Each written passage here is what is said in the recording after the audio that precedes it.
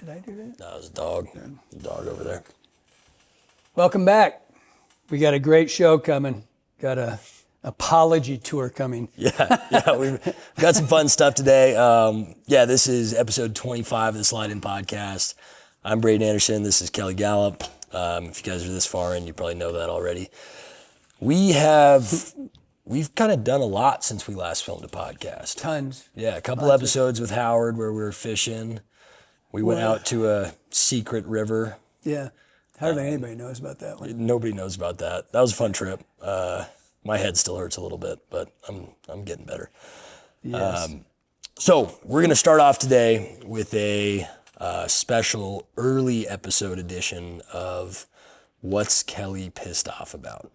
Kelly? I'm pissed off that I got, that was the last one, right? The podcast? Yeah, that's the last one that went out. Everybody roasted me for talking about it. I'm pissed off because I talked So insatiably. So to set the stage. I had Howard with us. That we just shot the show with. And one guy wrote in and says, what an asshole I am because I had 90 minutes and 5 minutes for Howard. First thing you have to understand is you got to beg Howard to answer anything. He just doesn't talk. But, this may be hard for you to believe, but everybody has, I was starstruck. I mean, the guys I couldn't quit shutting my mouth. I was like, I wanted answers too, but I did talk over him a lot.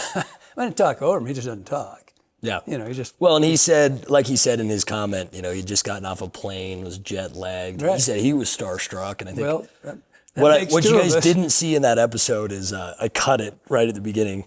We do our little intro, and then all three of us went silent for like a good 10 seconds. And Kelly goes, awkward silence. And then we kind of got into it. So, it's weird. It's weird to jump into a podcast with somebody you don't know at all. Well, and then it was impromptu. We didn't really know we were going to. Yeah. That was kind of, we were planning on going fishing. So, and doing a short little thing, but it was too good of an opportunity. But I heard your cries. Because I had a million things I wanted to ask him too, but we hadn't fished yet. And then once we fished together, it's a little different. So, but anyway, we're having Howard back, and I asked everybody to send questions because he's the guy's world champion caster, fisher, you name it. The guy's incredible. And so we're going to announce a bunch of stuff on the next one we do when he's here, including a possible stuff that we're doing together. But apologize for that. I mean, I got it that when I watched it too, I wanted to hear more of Howard, and I've heard me a lot. But yeah, I was kind of pissed when I read it. First I was like, well, screw you guys. And then I was like, shit, you're right. But I'm not a very good interviewer, so.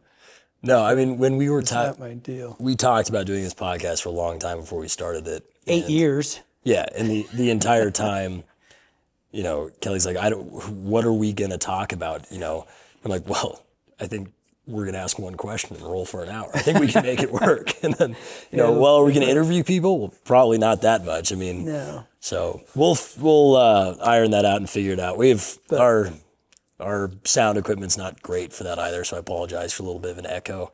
I heard that and I didn't hear it, and it was like, I don't get it. Yeah, well, I said fix it, and I could hear it in half of it, but not the other half. Yeah, so the behind the scenes part is that we've got two different mic packs going to two different cameras, and I have to sync them up. And most of the time I can get them where you hear none of it, but every once in a while one starts like a half frame before the other. So there's a tiny echo. So in those parts I'd go in and completely cut my mic until I said something, and then I'd introduce it again real quick. So most of the time it's pretty clean until we start going back and forth real quick. Then you get a little echo. So we're working on that. Maybe we'll get real podcast equipment eventually. They don't pay me for that. Yeah, maybe not. Just deal with it.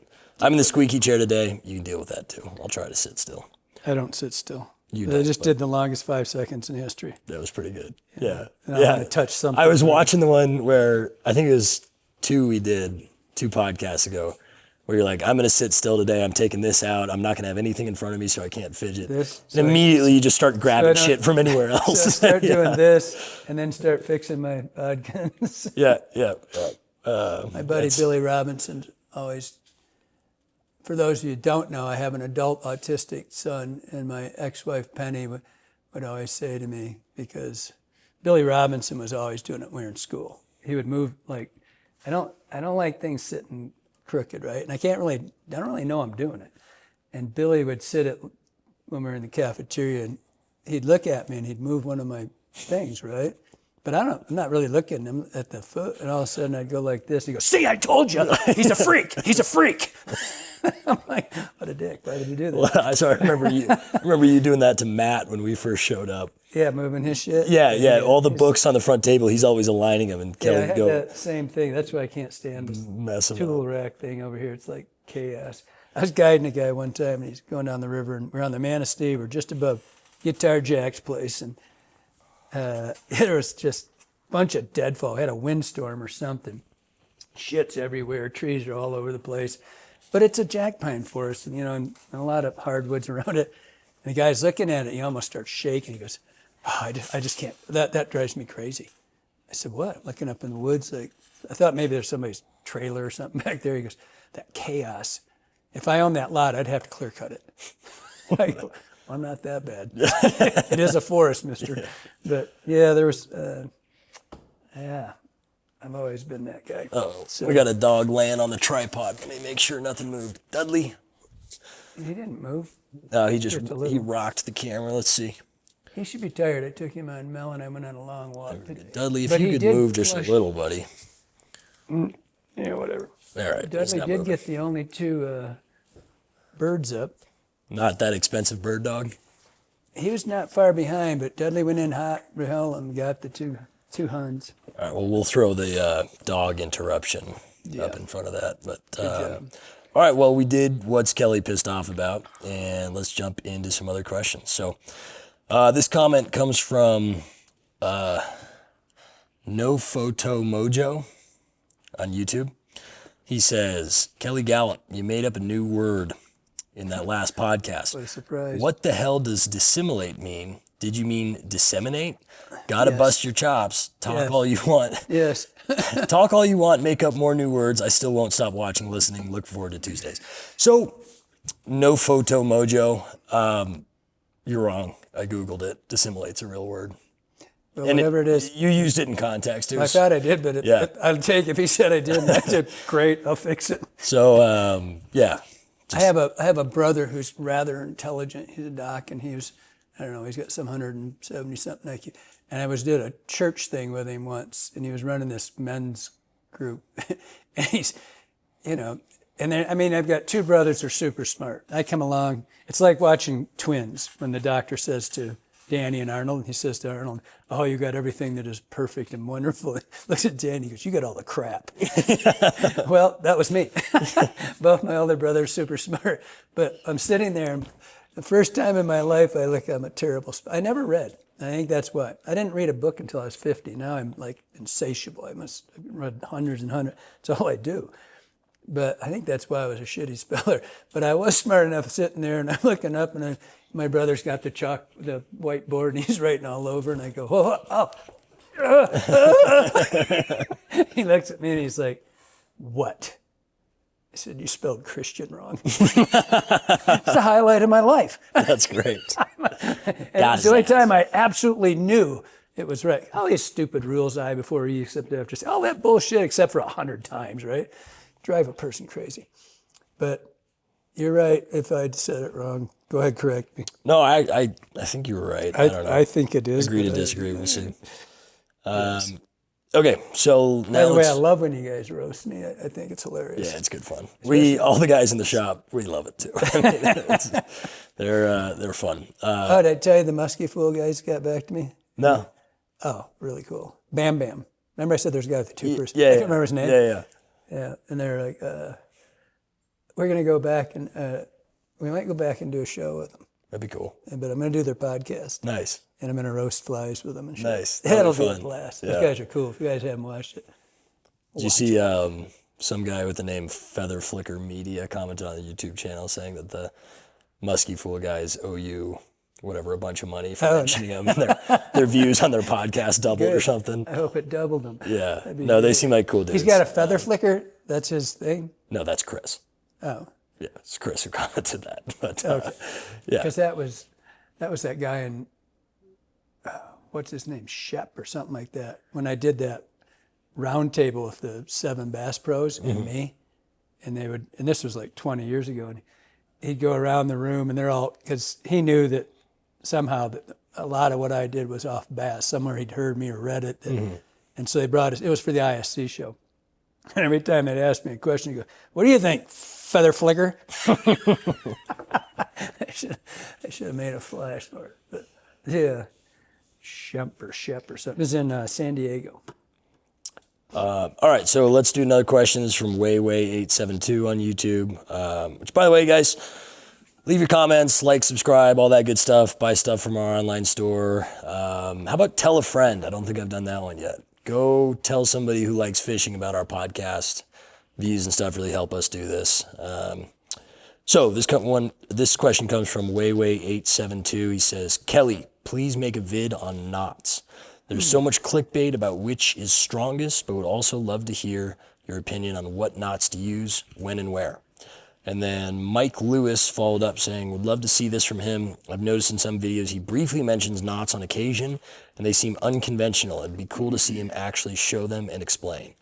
And we have a dog sleeping on the tripod again. He's done. He just moved. I saw it rattle there. Yeah, he's laying on it. Dudley, would you kindly move your ass? Come here. Thanks, buddy. Come on. Get over here. Yeah, good job. All right, now we're good. All right, so you heard the question. It's about knots. What knots do you like? When do you use them and why? Well, to be clear, and I've said it a lot of times on other things, I don't believe in that whole knot strength stuff, period. I watched dozens of these guys saying this knot, that knot. And I'll just give you, and for you knot freaks, you just knock yourself out here. You just write in and tell me how wrong I am. I use about 5 knots, and I don't believe in knot strength. I do. There's a couple that I think an improved clinch I think is weaker than a clinch, mostly because if you look at the dynamics of tying a knot, you never pull the tag. And people have a tendency with an improved clinch to go through the loop and pull the tag and start the knot at the top instead of from the bottom. And then you'll see, and I've said it many, many times in lots of videos, if you ever see yourself or someone pushing their knot with their thumbnail, they didn't do it right. The knot, you lubricate it, you spit on it, and it comes down, and you let the knot form. And people almost always, I see them pushing on the improved. And I never saw it stronger. But this whole thing about knot strength and pulling it like in the machines on the weight, I never really, and it's kind of an arrogant state. I don't believe I've ever had a knot break in my life that was tied right. Yeah. I've had a couple give when I was, and never on a giant fish or something like that. It was like I'm in a hurry and I'm like, or my hands are cold. I go, boom, I'm just like, go. And then I come back and lose a fish or lose it on something. But I really don't believe that if you do a knot right, if you properly tie it, it's not the knot that broke. It was you pointing your rod at the fish. Yeah. I mean, I really don't care. I've done it trying to make a point where I did 2 granny knots and land lots of fish. And I really don't believe it, in particular in the heavier pounds. And I think when you get down into the 5X and that kind of stuff, that light line, it's that much more imperative that you tie your knot properly. You can get away with a lot on 12-pound maximum. Yeah, you can. And tie a shitty knot and it'll hold most of the time. You can just wrap it around and finally stick it through something. Yeah. It'll hold. It's 12 pounds.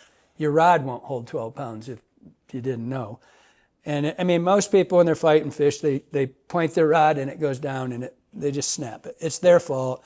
It's almost impossible to tell somebody that they did it because in the heat of the moment, they think they're here and the fish goes like that and the rod goes down for a millisecond.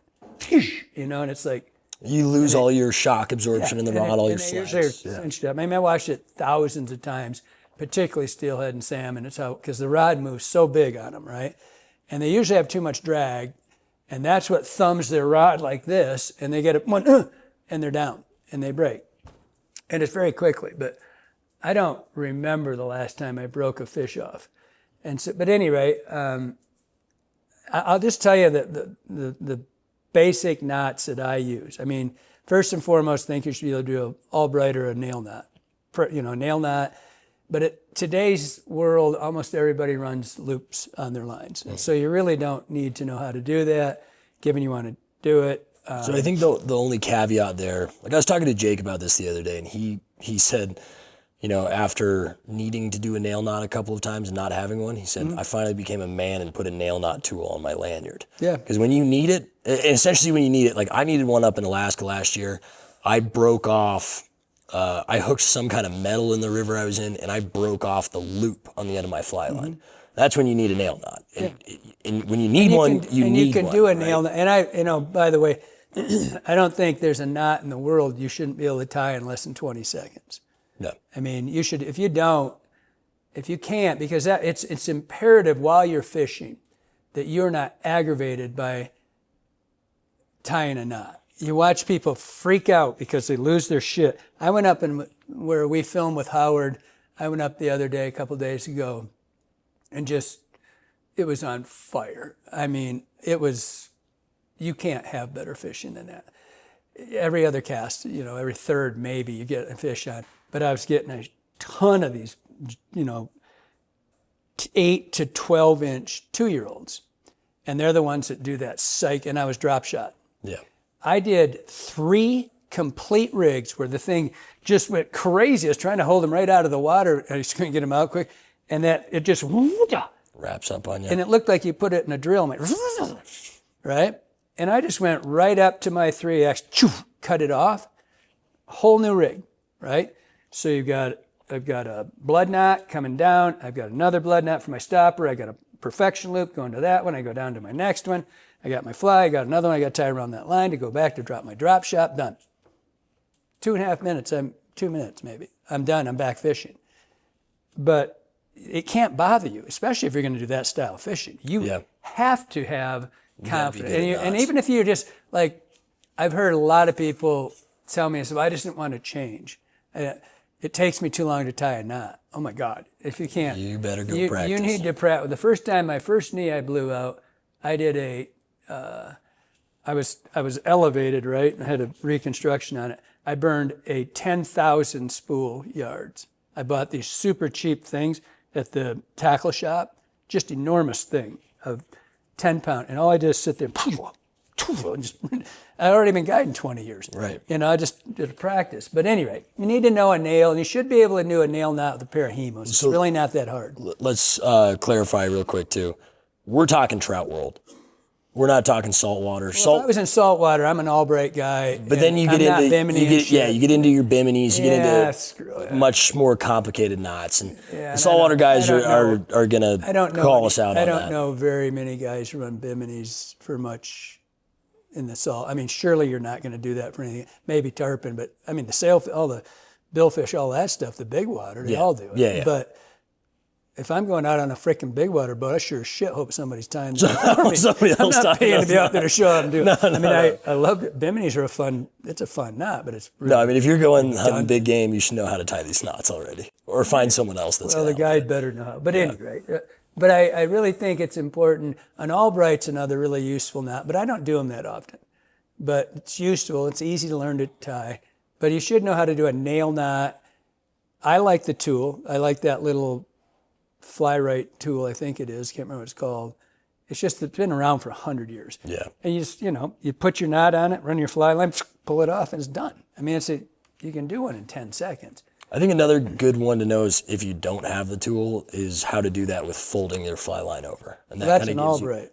When you do an Albright that way. But then you end up pulling the line out. So it's a nail knot, but that's called an Albright when you do it that way. But you should also do it when you take a pair of hemos, clip the tip of your fly line, and don't smash it tight. Right. You can still do the same thing, put it through the groove of the hemos, and you can still do one really easily. And then I'm going to list out, the knots that because I knew, I kept seeing those. I knew we were going to do this. We're going to, because it's important. And so that one's just your fixing your leader to your fly line. And so next, the most basic knot, which I use almost always, is a Davy knot. Yep. And I saw George Anderson did a thing on it once. I saw another guy do it. I can't remember who the other guy was. Said it was the weakest knot ever. I've caught tarpon, bonefish, barracuda, pike, muskie, every trout on the planet, I've used a Davy knot. I have never had one fail in my life. I don't care. Call me out, tell me whatever you want. If you tie your knots right, you will, they just don't break. So I remember showing up here and you and I were doing knot tying competitions up there, and you asked me what I use, to nymphs and streamers and stuff. And I said, well, a lot of the time I do a double Davy. You said, what the fuck's a double Davy? Yeah. You mean a Davy? And I'm like, I was essentially doing the improved clinch version of a Davy, which then I changed. And you don't need it. No. That extra loop through a lot of the time doesn't allow it to sit properly, That's right? when it clinches at the top of your knot. Yeah. And it's just, it didn't need improvement. The Davy's what I use, but for So what do you use the Davy for? anything where I don't have a non-slip loop knot. Yeah. So the two I use most, and I have no problem with the clinch knot, right? I don't. I did it most of my life, and then Davy showed me his knot and the Davy knot, and then I never went back because I can tie one and probably, we could try it right here if I can get it through that. If I have my glasses on, it's a second fly for me, second and a half. Yeah. It's through and done, The other thing I like anytime about on the videos watching fishing, if I use I don't use loops. I use loops always on my streamers. Once I've identified I'm fishing that, right? Mm-hmm. But I always tie Davy knots when we're going through it on streamer wise and I'm changing flies very quickly. I'm always on a Davy. Once I'm kind of on it, or if I got, I almost always do it. And then I go to a non-slip loop. Yeah. Whatever the Rapala knot, whatever it is, one you like, but learn it. But you don't need to know many. So in essence, I'm going to know a nail knot, a Davy knot, a loop knot, and a perfection loop. And so. And a blood knot. And a blood knot. Or a surgeon's knot. Double surgeons or a blood. And again, they're the 5 of the most basic knots on the planet, right? Yeah. But I personally, nail knot. So that's a foregone thing. You somehow you got to get your leader to your fly line, right? Yeah. But I frequently use perfection loops, because I'll leave those loops on. Yeah. If am I more techie dry stuff when I'm not just I like to go through the fly line and do it that way. But so there's no knot at the end of it, and so that's my only bitch about the loops is it getting them through the fly, through the tip top. Right. And so that's kind of a pain, but so for the most part I use a Davy. So I want to know how to do a Davy and a loop, whichever one it is, but I only use those for streamers. I don't use, like Andy Sabota always use a turtle or a loop for his dry flies also. I'm not taking that. I will sometimes to like big foam, sand flies, hoppers and stuff, and then I think the other. Lose a loop? Yeah. Fine. Especially, if I'm fishing like 8-pound maxima to them for sure. I've used loops on the dries too, and Andy was doing the big stuff, but even little stuff. And then the other one I do is like balanced leeches or something. Mm-hmm. So the theory there is that a loop knot, it's not secured to the eye of the hook, so it allows the fly to move a little bit. I think when you're throwing giant streamers and animating them quickly, I don't think it lends any more movement. I never believed in the animation, and I've said it in a lot of videos, that, if you go back and you look at it, and I've said it in several where I say, if you want to, it's kind of a running joke for me, get naked in your neighbor's pool and have somebody throw flies at you. Get drunk, get naked. Yeah, and then have somebody throw a fly at you and see how much, if you get in the water, you'll see that physics just don't allow, I think it came from Dave Whitlock animating his flies because he would illustrate them, right, in magazines, and he would show how the loop would make the fly do this. Well, the loop it's bending, right? When you actually see it in the water, none of that happens. The only way it could possibly happen is if it sunk this way, right? So if your ass sunk down and your loop stayed here, but you don't really, in particular on a streamer, but the one place I could see, like on a jig, especially verticals, where it's you're hanging up and it's static and it's hanging there, it's conceivable it does a little bit more, but I don't know. It's still hanging. Yeah, I don't know if it's a material difference to the fish. When I came out with the bead butt hare's ear way back when, that was the first time I got in and started studying flies. The bead butt hare's ear, I did that fly with Umpqua probably 27 years ago. And there was an article in Fly Fisherman about it too. I sent the guys at Fly Fisherman the fly. Some bitches went out and fished it and lost it, and then tied another one and put it in there. It's a piece of shit. And they did it with a caddis too. Nice. I sent a hex. A hex fly is that long. Yeah. Right? A nymph. And I never understood the whole bead head. We were talking about that with Howard, the whole thing about if you've got a bead in the front, your fly is going to sink this way theoretically, but it really doesn't because you're attached to your leader. And if you get in the water and look at the thing, it isn't doing this. It's such a crock. But if you put the bead back here, it's hind in. And what mine was, I gave Howard that fly, but it had a tuft of muskrat. They had the bead and then a tuft of muskrat. So it's all in one line. And when the bead sunk the ass, it jackknifed it. So the tuft of muskrat would flutter up and it would give it a jackknife look, right? And so those guys lose my fly. And then they tried to retie it. They didn't do it well, but it made the article. They didn't tell me, and then they confessed later. I think that was when Ross was still an associate. He's the editor now. One of those guys did it. And then they did one with a caddis, too. It wasn't designed to be a caddis don't jackknife. Right. They do wiggle, though. They wiggle a lot when they're sending. But at any rate, that's when I first got into the water and started looking at flies and started doing, originally I did it on the loop, but it made no sense because the fly, it doesn't move up here. It was moving at the hind end. Right. And so I started looking at the streamers, in particular some of the original sculpin stuff in the river and out, my fly shop's right in Lake Michigan. That's where I did some of it.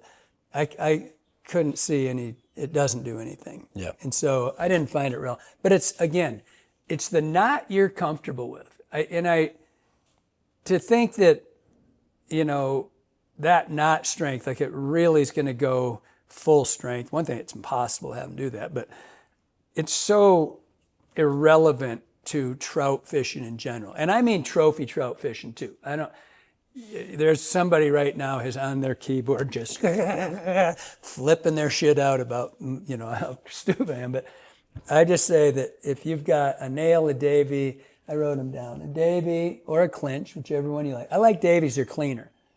A non-slip loop and then a perfection loop. If you can do that, you pretty much can do anything you need. Yeah. Right? Yeah, so and if you want to go out afterwards and learn 100 knots, go for it. Who cares? But if you just want to go I've been fishing successfully and guiding for a long time. And I've used to say, and I don't know a guide that doesn't pretty much have the same that it might be different than mine. Yeah. But they know how to tie the knot really, really well. And then they test it. Well, they lubricate it, you boom. Pull hard on it. I mean, that's, I'm not a big fan of jerking on those things, watching people do that. No, not jerk, but like a solid pull. I mean, pull and make sure, because if your knot's bad, it'll fail. If you go and you look at it, you will see if that loops are right. Yeah. I mean, you can really crank on those things. Don't do that 10-turn thing people used to talk about. 5's plenty. They say 7, 8, I don't know. Okay, so But just find it, pull on that thing, and if you really want to get something that you can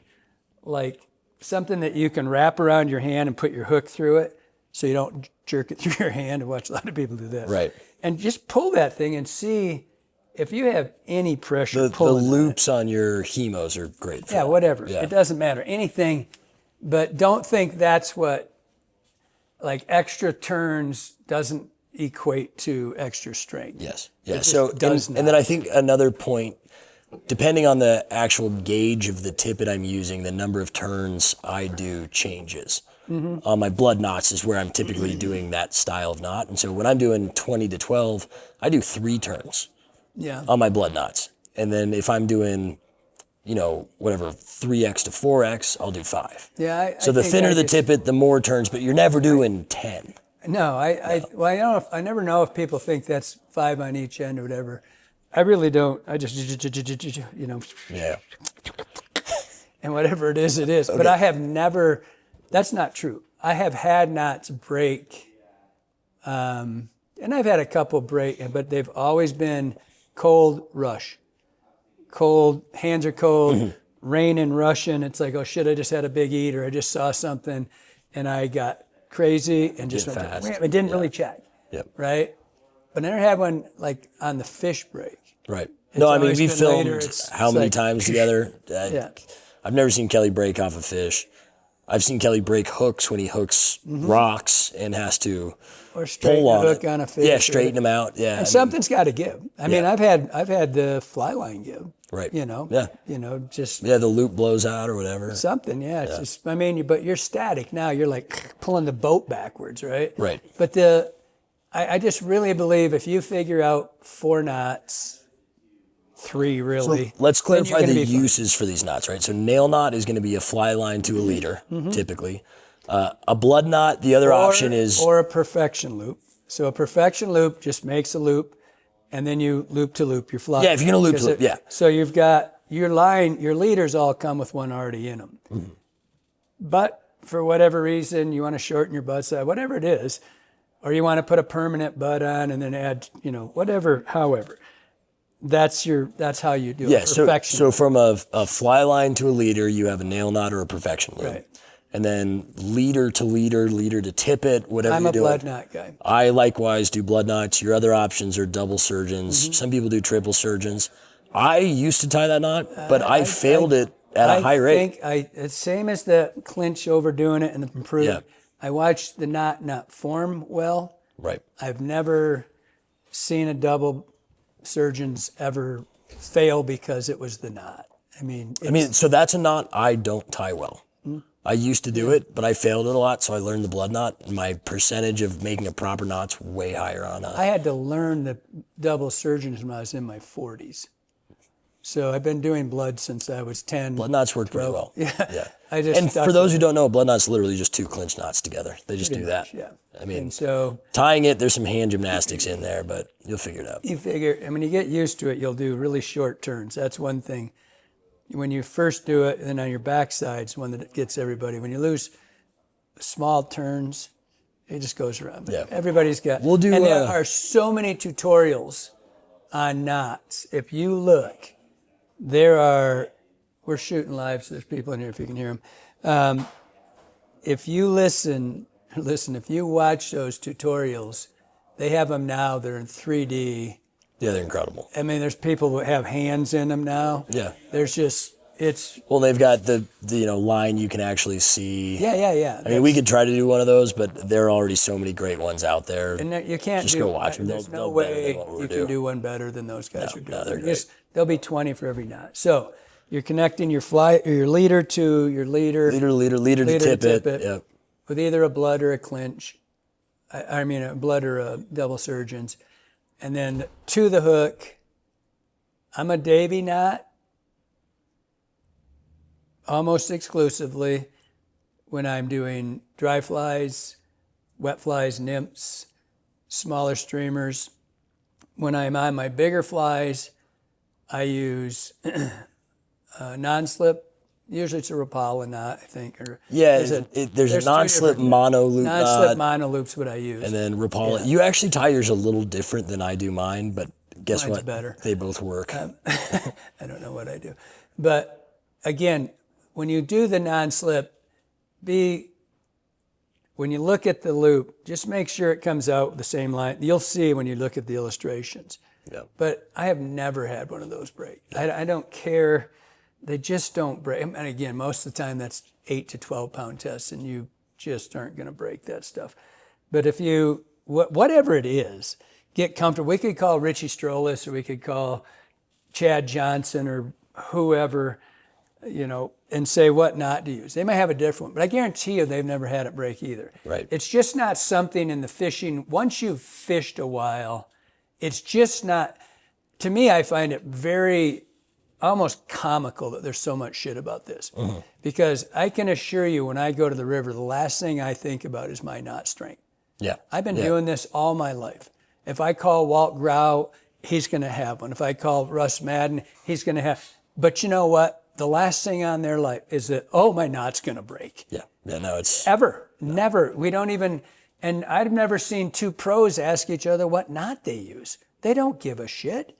They know how to tie their knots. They don't have a plethora of knots. They've got the same thing everybody does, 3 or 4 or 5, whatever it is, and they're really proficient at them. What you do see with pros is how quickly they tie their knots, and that's the difference.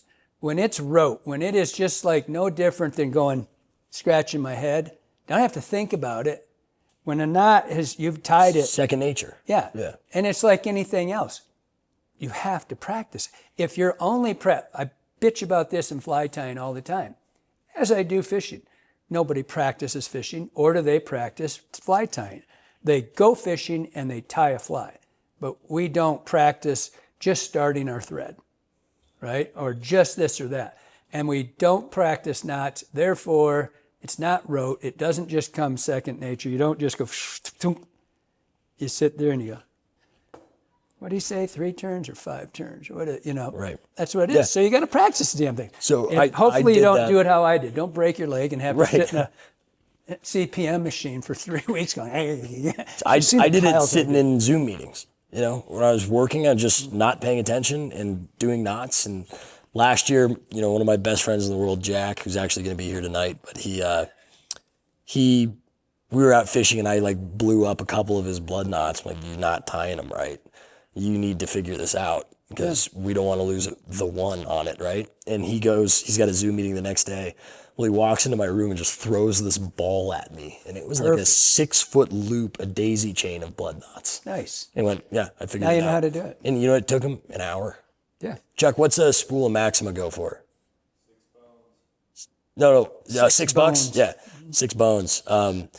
Buy a spool of Maxima, slidein.com. Sit in your meeting, listen to the podcast. This is a great time to practice knots.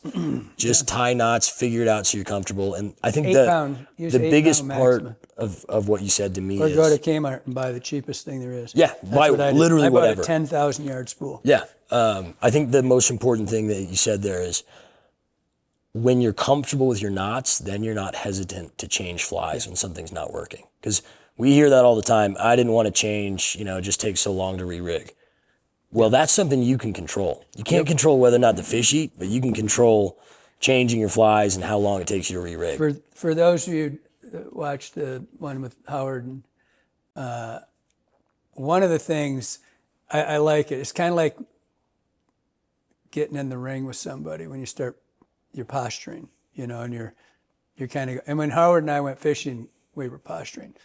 We were like checking this. So Howard, Kind of looking at each other's rigs. I just kind of let Howard go first always, and then I thought, well, if I can catch one fish behind Howard, everything's good. Yeah. Everything's Yeah, good. you right? set yourself. That's called a win-win. You set yourself up for success there. But when 'Cause if he gets them all, then you went go, through and got 13 fish or whatever it was, I had to come behind him, and Yeah. confidence was pretty low. Right. But I'm watching everything Howard does. I'm watching every slide, where he puts his fly, not necessarily how he put it there, but where he's putting it, where if his drops, where they're going, where his leader is when I'm watching everything he does, but then when he tied a knot, Do you remember me calling it out? I said, well, I don't know. I just remember saying something like, okay, he can tie one as fast as I can, or almost as fast, I think I said. Well, But it was like, boom, because it wasn't a thought process. He was just like, he had to get heavier. Remember, he's above his fish. And so I came in behind and he got fish because I'm above those. And he knew it. I mean, it was just, that's a fast-ass run right there. But when he went to that 3.5, he opened his box, picked his fly, cut his fly up, put his fly in, and it was about that much time. So you remember me asking him if he had a razor blade on his fingernail? No. I was like, how are you? He unties his how are you cutting your line with your fingernail? He goes, I'm not. I'm just pulling it off. Yeah. He's just so. I mean, he's so fast, right? Yeah. Back in. Your competition. Turns out a world champion might be pretty good at it. It's time. Yeah. It's time. It's got to be He's there. put his hours in, and you can't be sitting there saying, I should try this. I should try this. Yeah. You know, from a guide perspective, the same thing. I don't feel like changing that. Well, dumbass, that 10 minutes could be 2 fish. And that's guides work for tips, you know, and rebookings. And a guide that's working their ass off rebooks. You know, you're working for your client. You're not saying, or the guy loses. You need to be in that wood. I need you in that wood right there. No, not 2 feet, in the freaking wood. Well, if I lose a flag, we'll put on a new one. Guess what? I can tie a knot. Yeah, watch this. I've got a couple more of them. Yeah, I mean, that's the difference. I mean, having fished with people that are so good all my life, I've been really fortunate to, and then just so many people. And there's just certain things that are redundant as hell. Mm-hmm. And one of them is their efficiency with their tools. They are so, and they're not, is your, your fly and your leader, they're all tools. And there's, everything they do, how they rig their rods, how they get them out of the boat, how they do things. And it's all about efficiency, and that's all practice. And a knot is no different. It's for whoever's already wrote their shit that, you don't know shit, that this knot's so much stronger, that's a weak, you are right, you're the greatest in the world. But I will tell you, if you go fish with 5 pros, you will never hear one talk about a knot. They will just simply tie, and you know what? You won't see their knots fail. They don't. No. And we all have different ones, but we know we're comfortable with it, and so there's not a third extra turn or one too short or whatever it is. It's just boom and it goes, and you test it, and you're fishing. That's all I got to say about that. Yeah, knots are fun, kind of sometimes, and basically and I it's whatever works for you. I wouldn't be afraid to try new ones either. Like I said, Andy Sabota, who's this total dork buddy of mine, who worked here our first 2 years, I think. He's just one of those. He's an idiot savant, but and he's the most proficient person I've ever known at everything in the world. I don't care what. As soon as he masters something, he quits. And he said, okay, that's boring now. But I bet that guy knew 25 knots that he would just sit here and goes, you ever seen this one? No. And you go, and it'd be like perfect, right? And if you dig that, you dig it. From a functional end of knots, there's only so much they do. And there's only so many ways you're going to use it. So if it's slowing you down, figure it out. Yeah. Just practice it. Practice. I mean, that's what should have been the name of the podcast, just practice. For example, Kyler's practicing washing windows out there right now. I saw that. He's doing pretty good. He's doing a pretty good job. I like when he gets the broom up to knock down the spider webs. Yeah, I saw him doing that over here. That's kind of a pro tip. All right. Well, that's, if you guys have comments on that, write in. We always love to hear them. If you think Kelly's an idiot, write in. Please. Especially love to hear those ones. If you think I'm an idiot, keep it to yourself. I don't like those ones so much. All right, let's go to a new question. This is from... Actually, this is more of a comment from Brian Lane, 9534. He said, here's a suggesting, nice English, Brian. Here's a suggesting topwater snakes. Create a fly that swims like a snake. Big boys, he spelled it like Boise, big boys will eat that. True story. Kelly? True story. I got a picture. Oh, we can't put it. I'll post it. Send it to me. I'll throw that out. We had speaking of Andy Sabota, he's the one that did the snake. And the swimmy Jimmy. We lost the snake, but it was I think it was 11 inches long. In my back channel, There's That's one kind up of a there, snake, but that right? Yeah, but that one's kind of a decoration. Yeah. I'll take a photo of that. And throw But that I will show you this picture in case you're wondering. That one, that was oh shit, I forgot who tied Kill it. the Corona one, right? Yeah, I forgot who tied it. It's pretty cool. Well, it's not a great shot, but The that's better. the Throw it snake. at Kyler too, just cause. I think that the tan heifer groomer gets eaten for a snake more than anything else. Very dudley. It's like a small snake. But just continue the story about out back.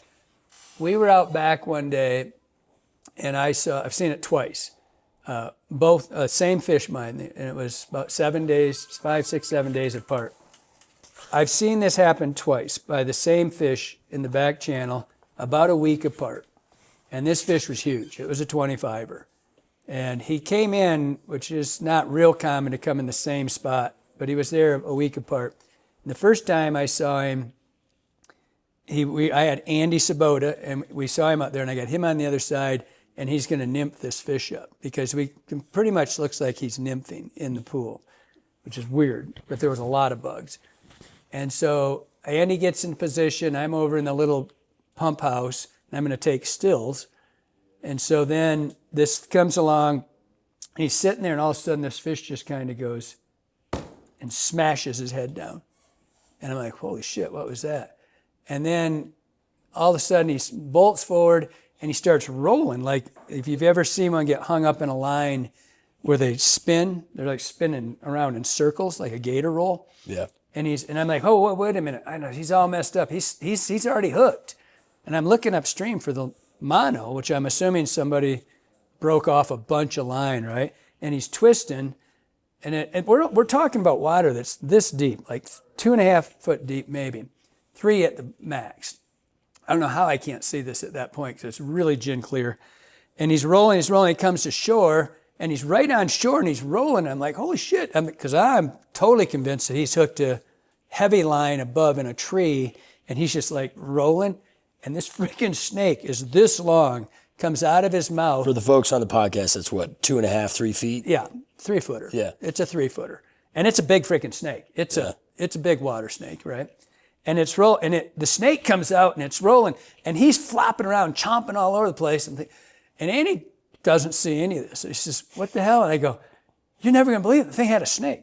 Fishing my entire life, I've never seen this, right? Never in my life have I seen a fish eat a snake. So Gary Anderson's here a week later. He's a kicker in the NFL. He had the most points of anybody for a while. And so Andy's here, and he's a South African guy, very British accent, right? And he comes in, and he's got, I don't know what he's saying. He's got a fishing show. He's a big fly fishing guy. And I go, let's go look for that fish. Haven't seen him for a while. We go down there, and sure as shit, here he is again. He's sitting in this rock pile, probably 4 foot further away from us than he was when Andy saw him, and downstream just a little bit. And I've told this in seminars forever because it's just so funny. And this guy comes, so all of a sudden, and we're looking, I go, holy shit, there he is. You see him? Doesn't see him at first, and then all of a sudden you see him. He's big, and he's just really thick, it's a male. He's got this beautiful, massive head, and just pumpkined up. It's the middle of summer. It's July. And he's just beautiful, just as, you can't make a brown trout prettier than this fish was. And all of a sudden, he just starts, boom, and he comes up, and he smashes his face down into the rocks. And I'm like, oh. Before, it kind of slammed into it. This time, he's like smashing his head into the rocks. And he comes back up, and Gary's like, what's he doing? I can't do a British accent, but what's he doing? And Oi, mate. Mate, what's he doing? And I go, I don't know what the hell he's doing. Boom, he does it again. Does it 3 freaking times. Bam, bam, bam. What he's doing is he's going in and he's smashing into the rocks to get dislodged sculpin. Because they go into them and they'll like ram their head. I've seen them get in weed beds and shake their heads and stuff, but I've never seen one hit rocks.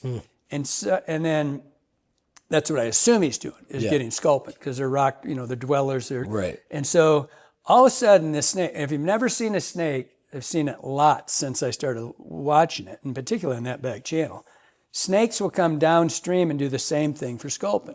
They'll come into rocks and they'll like bump their heads into the rocks, and their bodies will just float around behind them and get wrapped around the other rock. They're kind of stable, right? Yeah. And they're sitting there and they'll poke, and one of those darting sculpin will pull, boom. And if you see, on this river, if you fish this river a lot, you will see there's a lot of snakes, and you'll see sculpin in their mouths all the time. Yeah. I mean, they live on it, basically. Yeah. And so the snake is like poking at these sculpin. And we all of a sudden, and the trout's trying to get at the snake now, we think. At first we weren't sure what was happening, but all of a sudden the snake takes off. I mean, the fish goes in and he's biting at the snake. That we can see. This one's not as big. This snake's about 2.5 feet long, but not nearly as big around. That first one was like giant.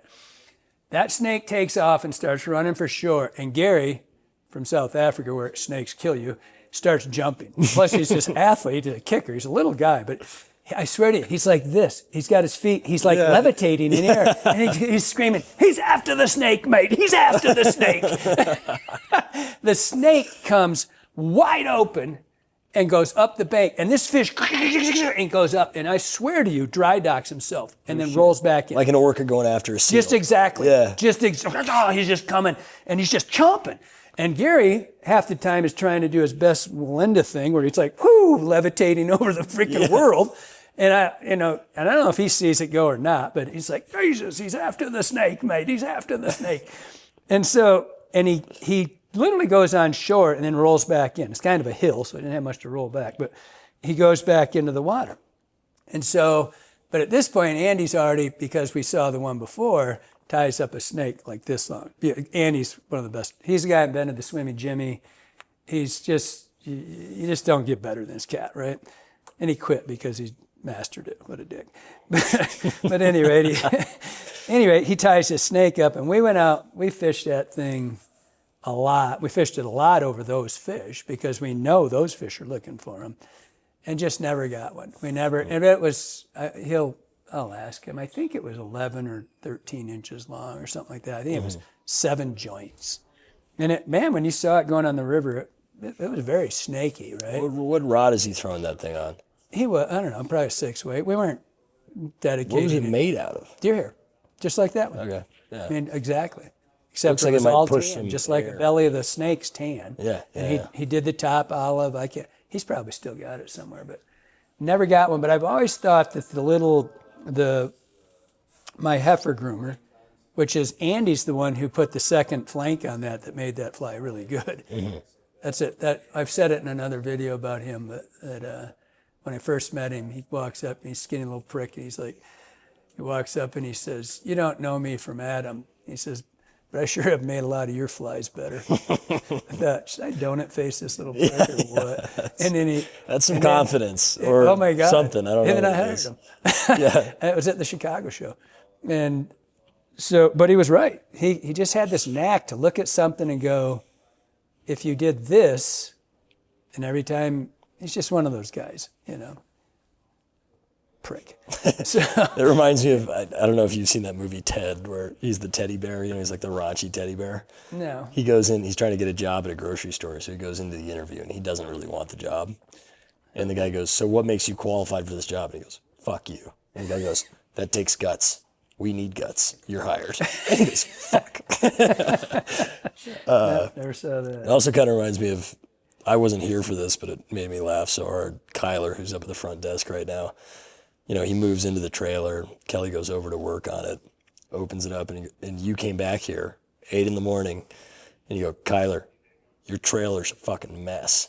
And Kyler's carrying the pots for the coffee, and he goes, "Yep," just walks away. He put the coffee down and went to his trailer. Well, yeah, he did end up cleaning it up, but I don't think a lot of people talk to you like that. That was, Yep. yeah, Kyler.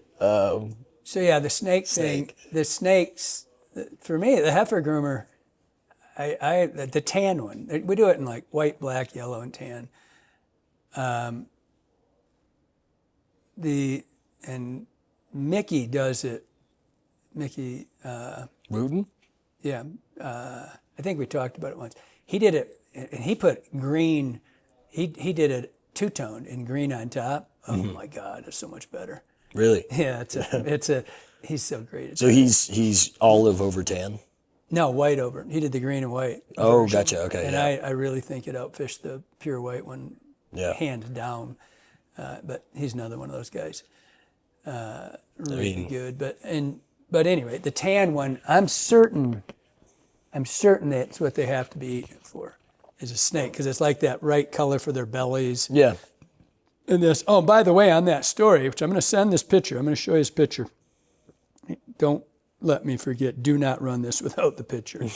That fish, to start this, after we saw the snake, right? After we saw the snake. The big brown trout in the back channel. Yeah. After we see that, it was November, and I always go, I was going to fish midges, and it was late November, and the midges don't show until like noon, right? Mm-hmm.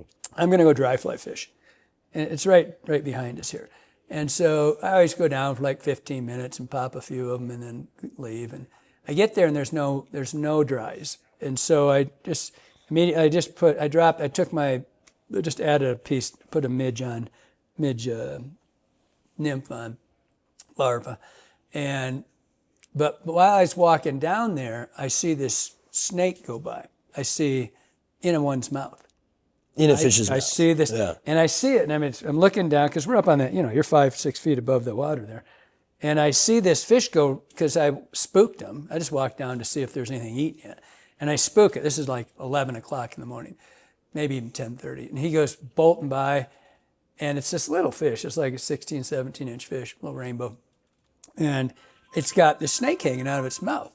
And I'm like, sweet, someone finally got one and killed it and got it, right? And so Kyler was slow on that phone. So at any rate, I go back to fish, and it's 2 hours later, because I went there at noon, and there was nothing up. Went back at 1, nothing still. I'm just starting. But I put that nymph on. And on the second cast, can you hear him talking? I don't know. We'll see. Kyler Talks so room. loud. Sorry. He's moving on. Go in that room. Sorry. But at any rate, this thing goes by, and I see it. So I go back and I'm fishing. I throw on this nymph, and I throw it out, and the nymphs, I think it was the first cast, and I can't really see from there. I'm down not above it, and the glare's a little funky. I'm like, boom, get one. I think it's the first or second cast, and it jumps, and it's the snake eater. No way. And I've got it, right? And I'm like, holy shit. Well, I didn't catch it. I snagged the snake. I've got, in the picture, if you look, you'll see my line goes down. And so I'm like, holy shit. There's no way this is happening. And I land it, right? And so I get it, and I get to shore, and you'll see the picture. It's this fish on shore. It's like, I said, it's a 16, 17-inch rainbow. And I take the picture, and the snake is 3 foot long, right? And so then I thought, well, shit. But I really wanted the picture. I should have left it in the fish, but I pulled it out. Yeah. Right? So I'm like messing around with it, and I'm like, what the hell? And I started doing it. And I'm like, dang it, it's a mule deer dick. It is somebody, because we used to have, in hunting season, we let people stay, we used to stay open during season, and we had a buck pull out there, and they skinned it. And so you go, if you've never skinned a deer, you go around the penis, around the backside of it, get that big chunk of fat that's with it, comes up, but it goes in and out of a sheath, right? Right. Their peckers do. And so this thing, when it's been in the water, who knows how long, but that fish ate the unit. And there is that much marble fat around this thing's pecker. And so down it goes, and it's hanging, and I pull it out, and I'm doing this, and I was like, God, it's a pecker. And I was like, so I just stood it up, put it out there, and I believe it was 31 inches, because it's mostly skin, right? The belly skin is what they did it. But it had that hole. When you think a fly's too big, look at this picture, you'll see. But it ate that thing. I'm sure it saw it come. I can't imagine it thought it was a giant freaking midge nymph or whatever. But somehow it had got if I'd left it in, it either would have killed it or it would have been 10 pounds next spring. I don't know. Yeah. I feel bad that I took it out. But fish swam away. And when you see the picture, I know it was, it just had to eat it as a snake. It had to. Yeah. But for those keeping track, I think I might have missed one, but I counted 4 different euphemisms for penis. Penis, unit, dick, pecker. Was there one more? I don't know, probably. Johnson? I was trying to keep it close, or PC, but... we'll bleep all that out. No, we won't. Who cares? No, we won't. We can drop F-bombs, but we can't say pecker. Are you kidding me? Hey, I'll edit out a couple of those F-bombs. Maybe leave one in for fun. We're doing that for people who don't like it, just so you know. And sometimes we leave them in for the people that do. Wow, there's a couple jokes. So I just thought of something else, that after I sent the picture that you're going to see here in a second, or you already showed it, I don't know when you're going to put it in there, but a couple times maybe. Of the pecker eater, and I send it back to my old manager, Rock Wilson, to give to this, and he gives it to this biologist who's one of the shocker guys for, he's a fish biologist back there for Michigan. And I immediately get another picture back. And the picture is 11-inch, I have that one too, but that one's on the computer. So you can get that one off. We've got it in the program, right? Gotcha, and okay. so, but this one's an 11-inch brook trout that has a 35.5-inch snake hanging out its ass and its mouth at the same time.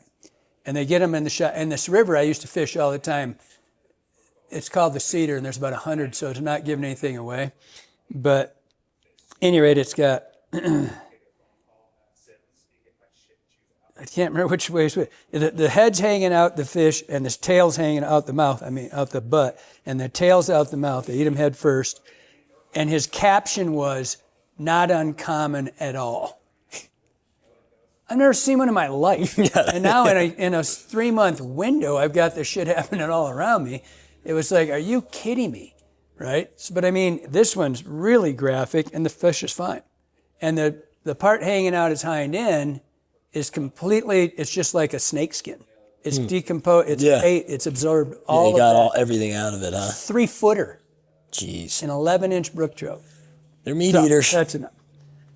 Check that to see if those guys are coming through on that. Because if there's, I'll be able to cancel it out. It'll be. how do you cancel I do. That won't come through as a voice. It'll come through as. is just static? I got a little echo, but it's not bad. Okay. If it's bad, we apologize. Sorry, we'll find something different, do something different next time. We'll see. I don't know. Well, it's going to pick up no matter what. But. Yeah. So that's your snake. That's our snake That's your story. snake stories. There's been a lot of snake flies out there. A lot of people have done them. I've seen game changer snakes. I just don't think people will give it the shot. If you're going to do that, you're going to have to pay, you're going to have to put more. We did it for like 2 days, I think, for a couple hours, and we didn't really. You're going to pay your dues there. Yeah, you're going to pay your dues, and it's going to be a really low percentage, I would guess, because you're talking surface. Well, even if you went under, where are they going to hit that thing? Right. Because they could hit it anywhere and hold on to it to kill it. If you look at our percentages or whatever, our statistics from mousing, frogging, and then all the dudes who are throwing scorpions now, which, Jake, Chuck, Kyler, Nathan's Andrew. Big on that one, Andrew. That's a Russ Madden fly, the scorpion. It's basically a floating streamer. It dives a tiny bit, but it's pretty top water oriented. You can move fish on it. They're not eating it great. And so I imagine it'd be similar with mouse, and they blow it up. Yeah, they blow it up. crash Frogging's the only one where I think they actually eat pretty well. But I bet your percentages are pretty low in terms of actual hookups from fish moved. And I don't know how many fish have moved. Yeah, that's the thing. Go to a place with a lot of snakes. Yeah. I bet some of that noise is coming through. All right. So let's jump into another question here. This is from N Russell 11. I know we've done a couple of his questions so far. Also, I have a massive list of questions to get through, and we just can't cover that many each episode because we can talk. But if you have a really good question that hasn't been answered yet, ask it again. Bump it to the top of the list.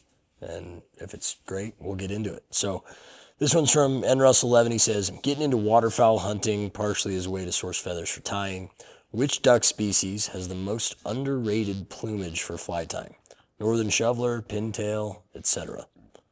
They don't really diversify much on the mallard, or on the waterfowl, because it's my gansers, nobody shoots them.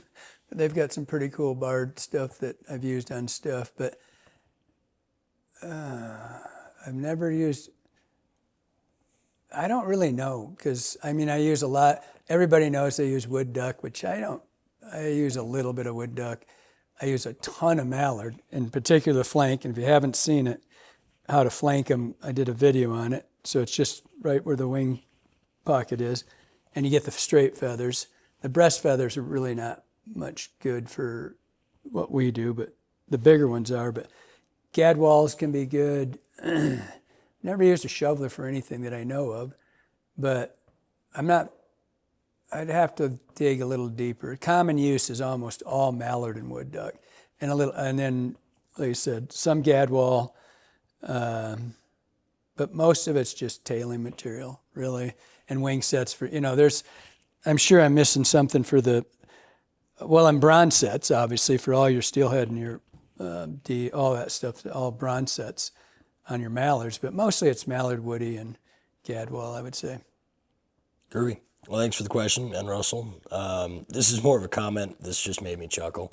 I actually read this to you, I think, on our last trip, but it's Martin Allison 8719 says, I always look forward to the sliding pod. I'm an old vet with hearing aids that are Bluetooth enabled. That means I can not only enjoy listening to you guys, but simultaneously gain a legitimate excuse to tell the wife later on, sorry, honey, I didn't hear what you said. I was listening to Kelly. Kelly Gallup's marital assistance program. Who would have thunk it? I read that. Yeah, I thought that was great. I usually have to apologize. Women are in the shop, wives are in the shop with their husbands, and somehow or another they'll come up that their husband's watching it, and I'm sorry. I'm sorry. Sorry you had to hear. First of all, everybody hates their own voice, but oh God. Yeah, I apologize a lot. Yeah, my grandpa does the same thing. He'll be watching a Mariners baseball game or something, and anything my grandmother says, in one ear out the other, until it's dinner time. Then he's up. I don't know if it's his line, but I always remember hearing it as a kid, which I love. He said, "Call me anything you want, but never call me late for dinner." Yes. Yeah, you heard that one before. Yes, it's a little old. Yeah, I figured it wasn't his, but. All right, let's do another one. So this one comes from Dean Kruger 7178. Says, really digging the behind the desk segment. Let's take a look at that cougar picture plaque with a little backstory. Can't wait to check out the new Cortland rods. Thanks as always. P.S. My English teacher used to say the F word is part of our language, and it's only appropriate when it's used at the right time and circumstance. Yeah, that's up to whose discretion? Whose discretion, yeah. Yes. What's he talking about, the cougar what? Yeah, the cougar, the photo back here to the left. Oh, this thing? Yeah.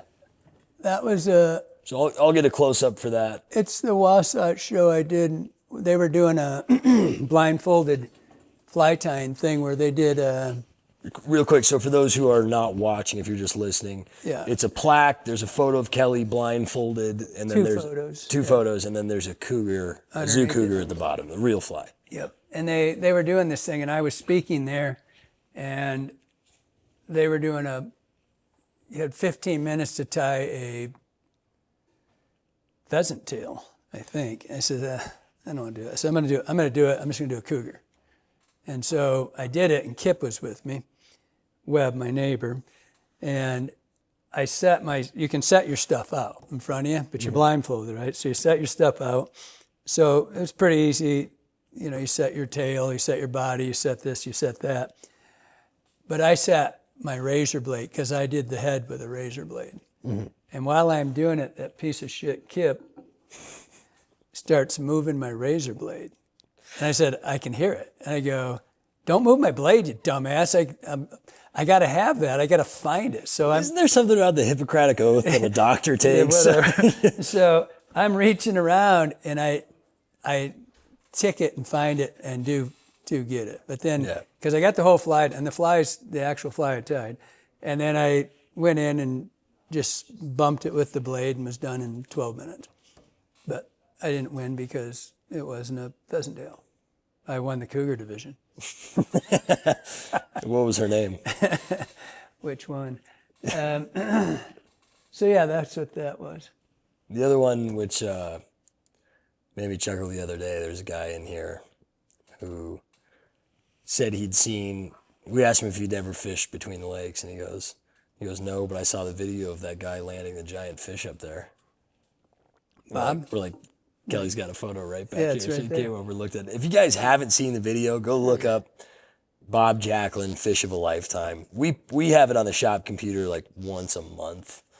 It's just so funny. Yeah. It's awesome. Bob is arguably one of the best anglers of all time, one of the best tires I've ever seen in my life. Just doesn't get, I mean, I don't people even know if he tie. I mean, he's got some great videos. He's one of those cats just understated. Never had a shop in here since the 60s, I think. Yeah. And and I helped him mount that fish. I mean, because he bonked it, he got all kinds of shit for killing one fish it's a lake fish anyway. They come out of that lake to go up and feed, and they go right back into the lake. And he's killed, and he's been a taxidermist since 1940 something. And he's killed 2 fish in his life. It's like me. I've been a taxidermist since I was 19, and I still don't know if I killed the fish that I did for the World Championships. I'm not sure if I caught it or Jerry. You can't remember? No, I didn't care. It's a pissant little 7-pound steelhead. We fished all week. We caught an unbelievable, biggest run I've ever seen in the Platte River, Michigan. We caught like 120 some steelhead. Most of them are that, 25 to 28 range, that 20. And I was looking for the perfect fins, no scale deformation, nothing wrong with the fish, nothing that I have to fix, so when I get there, and just a nice clean color fish, right? And so I carried my bags with me with salt and borax in them, and when I finally got one, I bonk it, and I'm like, okay, this is the fish I'm going to do for the Worlds. But I don't know if he caught it or I caught it. It makes no difference. Right. It's like at Steelhead Camp, John Clusing caught that giant brown. And then he gave it to me. He didn't want it. He didn't shit. And so this fall, we're fishing steelhead anyway. But with Bob's fish, I helped him cast the head and do stuff like that. But he's caught, and for those who don't know about Bob, if anybody, look him up and if you look in the second edition of Trout and Joe Brooks, there's a whole wet flies thing in there, and they're Bob's fight. And I always kept that around. And I never looked at who tied them. They're the best set of wet flies. I don't know if that book's here or not. They're the best set of wet flies I've ever seen in my life for the classics. And Bob tied them for Joe Brooks. Are you kidding me? That's oh my pretty cool. God. Yeah. But and Bob and this whole, for those who don't know, the whole revolution of catch and release, if you go back in time, was very, very much driven by Lee Wolf and Bob Jacklin. So before all of us were out here spouting off what great humans we are for our catch and release, the virtue signaling, the virtue signalers of the world, these guys were the ones who taught you this, right? He kills one fish, and people were giving him shit. It was like, anybody who did that can kiss my little fanny. I mean, it just really pisses me off. You don't know anything about the man, kept one fish in his life. And by the way, it's probably a 10-year-old male brown, which should have been dead 2 years ago. Right. If it wasn't a lake fish, it would have been. Mm-hmm. And it's like probably past, he wasn't going to be here that much longer. He took it home for like one every day or something, but damn, it was it is so good. I've got the cast of the head. I did 3 casts of that head so I can do a carving of it because I wanted to, I'm just going to do the same fish. I did a trace of his fish and then I'm going to do a carving of the fish just for me. We'll throw a photo of that in there, and I think that is a great place to end podcast number. I got to have my thing behind the desk. Oh, that was it? No, I got to add to it. We're going to do another one? Wait, save it for next episode? I don't know, man. This is pretty cool. Okay, all right, do it. Let's see. Pretty we got to do cool. Band of the Week, too. I don't know. Jeez, We could this save it for... This chair's missing a wheel, and that's the 3rd time I've almost fallen over backwards. It doesn't fall over. It just almost feels like it's falling feels over. like it. I could wait for next week, but I mean... Let's keep people... It's a cliffhanger. Has to do with the UK and Howard being here last week, but it's pretty... It's new Wall of Fame stuff. So we'll I see it up there. Let's save it for next one. It's a good cliffhanger to keep people coming back. All right, Band of the Week. Who you got? Jay Giles, Whammer Jammer. I'm going Chris Christopherson. What song? Don't really care. Just the Other Side of Nowhere. There you go. Me and Highway Bobby Man. McGee. All of them. Everything. Everything. They're all great. Perfect. What's the Silver Tongue Devil and I? Ooh, that's a good He's one. wrote so many songs, it's unbelievable. So many. Yeah, that nobody knows. didn't have that great a voice for most people. So there's like I don't know. I dig it. Bobby McGee, though. I was listening to him do a thing on the podcast, or no, maybe not podcast, something on the radio I was listening to, and he was talking about when Janice got that song to sing. He goes, "Oh, that ought to be okay." You made a couple bucks off that one? Yeah, maybe 12. Yeah, a couple, 13 maybe. All right. Well, thanks for watching, guys. Appreciate it. Subscribe, like, tell a friend, buy something. Anything else? All that stuff, and I hope you liked it. Yeah. Thanks for watching.